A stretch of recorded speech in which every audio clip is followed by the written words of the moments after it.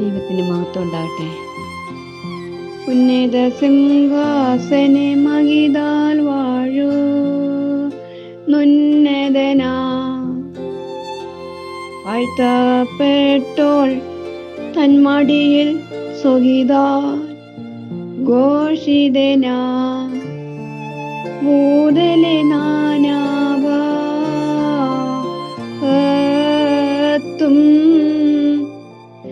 നിവസിപ്പിക്കുക നിൻ ശാന്തി.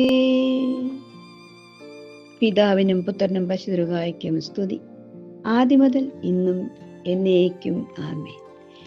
ദൈവത്തിൻ്റെ വൻകൃപയാൽ വീണ്ടും നമുക്ക് കൃപാ നൗക യൂട്യൂബ് ചാനലിലൂടെ ദൈവത്തിൻ്റെ ജീവനുള്ളത് ജീവിപ്പിക്കുന്ന വഴിനടത്തതും ആകുന്ന ജീവന്റെ മന്ന തന്ന് പോഷിപ്പിക്കാമെന്ന് വാഗ്ദത്തം തന്ന കർത്താവ് നമ്മെ ഒരു ദിവസം കൂടെ, ഒരു വർഷം കൂടെ അതെ വീണ്ടും നിനിവ പട്ടണത്തിൻ്റെ ഗതി മാറ്റിയ കർത്താവ് നമ്മുടെ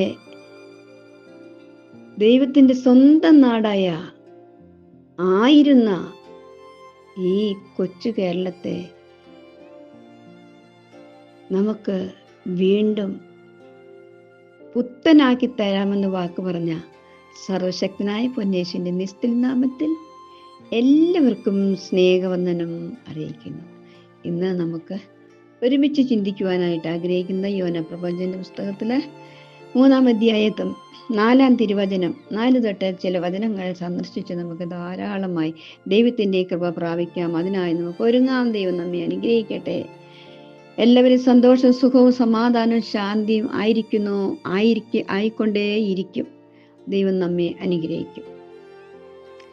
അതിൻ്റെ 3-ാം തിരുവചനം ഇപ്രകാരം കാണാം.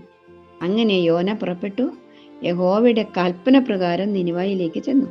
എന്നാൽ നിനിവെ 3 ദിവസത്തെ വഴിയുള്ള അതിമഹത്തായ നഗരമായിരുന്നു. യോന നഗരത്തിൽ കടന്നു ആദ്യം 1 ദിവസത്തെ വഴി ചെന്നു. ഇനി 40 ദിവസം കഴിഞ്ഞാൽ നിനിവെ ഉന്മൂലമാകും എന്ന് ഘോഷിച്ചു പറഞ്ഞു. എന്നാൽ നിനിവാക്കാർ ദൈവത്തിൽ വിശ്വസിച്ചു ഒരു ഉപവാസം പരസ്യം ചെയ്തു. വലിയവരും ചെറിയവരും ഒരുപോലെ രട്ടെടുത്ത് വർത്തമാനം നിനിവെ രാജാവിൻ്റെ അടുക്കൽ എത്തിയാറേ അവൻ സിംഹാസനത്തിൽ നിന്ന് എഴുന്നേറ്റ് രാജ്യവസ്ത്രം നീക്കിവെച്ച് രട്ട് പുതച്ച് വെണ്ണീറിൽ ഇരുന്നു. അവൻ നിനിവേയിൽ എങ്ങും ഘോഷിപ്പിച്ചു പരസ്യമാക്കിയത് രാജാവിൻ്റെയും അവൻ്റെ മഹത്തുക്കളുടെയും ആജ്ഞയാവിത്. മനുഷ്യനോ മൃഗമോ കന്നുകാലിയോ ആടോ ഒന്നും ഒരു വസ്തുവും ആസ്വദിക്കരുത്. മേയുകയും വെള്ളം കുടിക്കുകയുമരുത്. മനുഷ്യനും മൃഗങ്ങളും പുതച്ച് അവിടുന്ന് ഉച്ചത്തിൽ ദൈവത്തോട് വിളിച്ച് അപേക്ഷിക്കണം. ഓരോരുത്തരും താൻ്റെ ദുർമാർഗവും താൻ്റെ കൈക്കിലുള്ള സാഹസവും വിട്ട് മനം തിരികയും വേണം എന്ന് അവിടെ നിന്ന് പ്രഖ്യാപിച്ചത് രാജാവാണ്. യോനയുടെ പ്രസംഗം കേട്ട് അത് രാജാവിൻ്റെ കാതിലെത്തിയാറെ രാജാവ് കൽപ്പന പുറപ്പെടുവിച്ചതാണ്.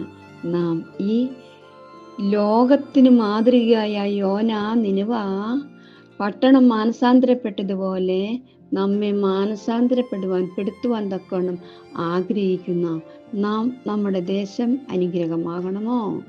ആകണ്ടേ. നമ്മുടെ തലമുറ അനുഗ്രഹമാകണ്ടേ. ആയതിനാൽ നമ്മോട് ഇന്നും ആ വചനത്തിൽ ജീവനുണ്ട്. ദൈവഭയത്തോടെ മുന്നോട്ട് പോകാൻ ദൈവം നമ്മെ രാജാവ് കൽപ്പിക്കുകയാണ്.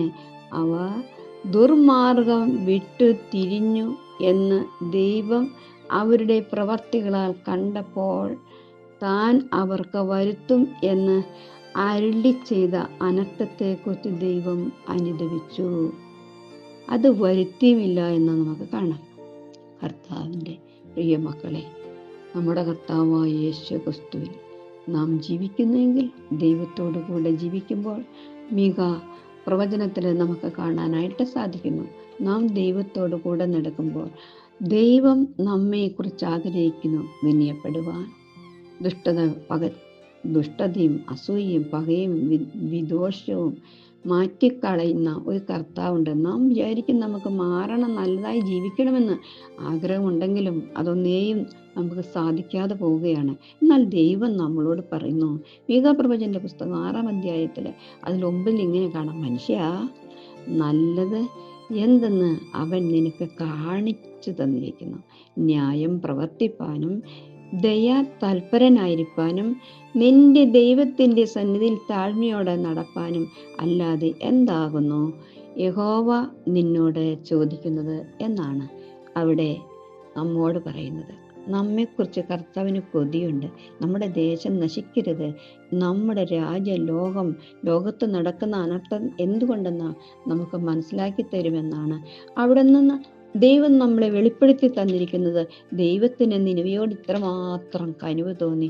യോന ദൈവത്തോട് പിറുപിറുത്തപ്പോൾ യോന പറഞ്ഞു, അത് ഞാൻ പിറുപിറുക്കുന്നത് ഞാൻ എൻ്റെ ജീവപര്യന്തം ഞാൻ പിറുപിറുക്കുമെന്നാണ് യോന പറയുന്നത്. നോക്കിക്കേ, അവിടെ നിന്ന് 4-ാം അധ്യായം അതിൻ്റെ 3-ാം തിരുവചനത്തിൽ പറയുക, ആകയാൽ യഹോവേ എൻ്റെ പ്രാണനെ എടുത്തുകൊള്ളണമേ, ജീവിക്കുന്നതിനേക്കാൾ മരിക്കുന്നത് എനിക്ക് നന്ന് എന്ന് പറഞ്ഞു. അപ്പോൾ ദൈവം ചോദിക്കുകയാണേ, നീ കോപിക്കുന്നത് വിഹിതമോ എന്ന് യഹോവ ചോദിച്ചു. അനന്തരം യോന അതെ പറയുന്നൊരു കാര്യമുണ്ട്. അതിൻ്റെ ഓരോ വചനങ്ങളോടുകൂടി നമ്മൾ സഞ്ചരിക്കുമ്പോൾ കാണാം, അത് യോന പറയും, ഞാൻ വരെന്തും എപ്പോഴും ഞാൻ കോപിക്കും എന്ന് പറയുമായിരുന്നു. വായിച്ച് നമുക്ക് കാണാൻ കഴിയും. കർത്താവിൽ പ്രിയ സഹോദരങ്ങളെ, ജീവന്റെ വചനം എന്ത് സ്നേഹമുള്ള ദൈവമാണ്. ദുഷ്ടത നിറഞ്ഞ ജീവിതത്തിൽ ദൈവം എല്ലാവരെയും മാടി വിളിക്കുന്നുണ്ട്. അതുകൊണ്ട് യോനയോട് പറയുന്ന കാര്യമാണല്ലോ അതിൻ്റെ 4-ാം അധ്യായം 11 കാണാം. എന്നാൽ വലം കൈയും ഇടം കൈയും തമ്മിൽ തിരിച്ചറിഞ്ഞുകൂടാത്ത 1,10,000 ചില്ലാനും മനുഷ്യരും അനേകം മൃഗങ്ങളും മഹാനഗരമായ നിനിവയോട് എനിക്ക് അയ്യഭാവം തോന്നരുതോ എന്ന് പറഞ്ഞു എന്ന് നമുക്ക് കാണാം. കാരണം ആവണക്കിനെ കർത്താവ് കൽപ്പിച്ചുണ്ടാക്കി, അത് കുത്തുവാൻ ഒരു പുഴുവിനെ കൽപ്പിച്ചാക്കി, അതിനെ വാട്ടിക്കളയുവാൻ അത് ഉദിച്ചപ്പോൾ അത് അസ്തമിച്ചപ്പോൾ ഒരു കിഴക്കൻ കാറ്റ് കൽപ്പിച്ചു വരുത്തി എങ്കിൽ അതിനെല്ലാം യോനയ്ക്ക് വീണ്ടും അവിടെ നിന്ന് കർത്താവിനോട് കോപിക്കുന്നത് നമുക്ക് കാണാം. അപ്പോൾ ചോദിച്ച ദൈവസ്നേഹമാണ് നമ്മോട് പറയുന്നത്, മനുഷ്യ, നീ നല്ല ഏതെന്ന് അവൻ പറഞ്ഞു തരും. ആ വചനം നമുക്ക് ശ്രവിക്കാം. അവൻ നമ്മോട് പറയുന്നു, മനുഷ്യ, നല്ലത് ഏതെന്ന് ഞാൻ നിനക്ക് കാണിച്ചു തന്നിരിക്കുന്നു. കർത്താവിൽ പ്രിയ മക്കളായി, കർത്താവിൻ്റെ ദേശമായി, കർത്താവിൻ്റെ ഭവനമായി, കർത്താവിൻ്റെ സഭയായി, സമൂഹമായി, ലോകത്തെമ്പാടും സമാധാനം വിതയ്ക്കുന്ന ദൈവത്തിൻ്റെ വചനത്താൽ നമ്മെ നിറയ്ക്കട്ടെ. അതിനായി നമുക്ക് ഇനി വലിയ നോമ്പിലേക്ക് പ്രവേശിക്കുകയാണ്.